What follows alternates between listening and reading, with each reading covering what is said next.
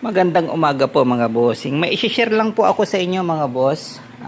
Marami kasing nagtatanong sa akin kung ilan na po milyahe daw ng isang sasakyan. Pero ito po ang masasabi ko sa inyo mga bossing.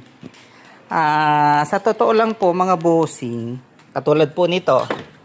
Ayan po, sa gauge, halimbawa sa gauge.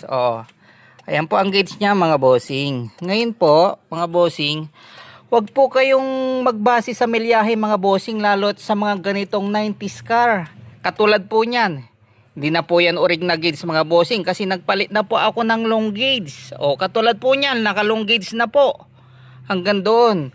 Ayan po ang milyahe niyan. Paano lang po kung katulad po niyan, nagpalit ng gauge. Hindi na po yung milyahe niyan.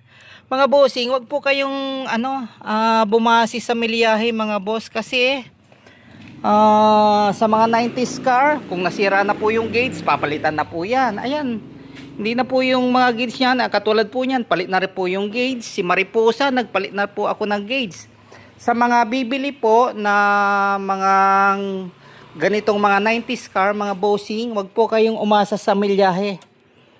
Kasi katulad po niyan, nagpalit na ako ng milyahe, ng gauge. Hindi na po yun yung original na milyahe mga bossing. Kasi ang dami kasing nagtatanong, real talk lang po mga bossing ha. Sa mga ganitong 90s car, wag po kayong bumase sa milyahe.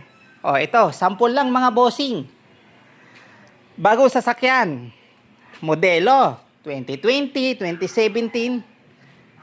Yun, pwede kayong bumase sa milyahe. Kaya lang, nakakatakot mga bossing. Marami kasing gumagawa nito. Ayun po mga basher. Ito, sasabihin ko lang, real talk lang mga bossing. Katulad niyan. Bumili kayo ng Vios 2020, 2019, 2017 ang model. Tiningnan nyo. Mababa milyahe, di ba mga bossing? Hindi nyo alam. Paano po kung yung binilihan nyo hindi siya nagsabi ng totoo? Yung tinatawag nilang pinapitik yung milyahe, pinababa yung milyahe. Nangyayari po yan mga bossing. May mga nagbebentang hindi nagsasabi ng totoo.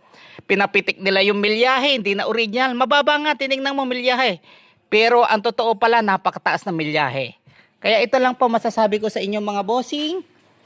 Bumili na lang po kayo ng mas mataas ang milyahe kumpara sa mababang milyahe. At least yun, totoo po yun.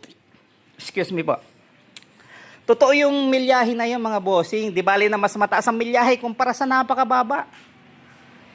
Instead lang mga bossing, kung may kasama kayong mekaniko talaga na marunong tumingin ng milyahe,